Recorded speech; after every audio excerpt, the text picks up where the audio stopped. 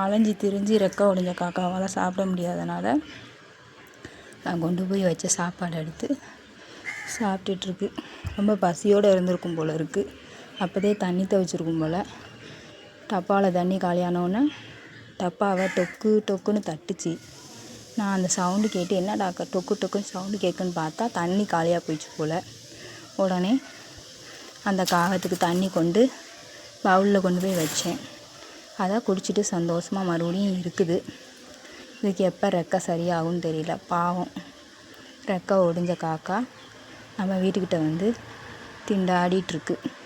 அதால் தூரமாக போய் சாப்பாடு உணவு தேடி சாப்பிட முடியாதுல்ல. நான் பார்த்ததுனால அதுக்கு சாதம் வச்சு தண்ணி பக்கத்தில் வச்சுருக்கேன்.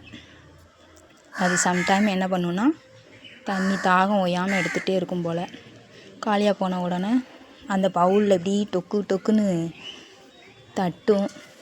தட்டினோன்னே அதுக்கு தவிச்சிருச்சின்னு சொல்லிட்டு நான் தண்ணி எடுத்துகிட்டு வருவேன். வயிறு டம்பிடுச்சு போல். அது இடத்துக்கு அது போயிடுச்சு. பாய் வியூவர்ஸ், நெக்ஸ்ட் வீடியோ.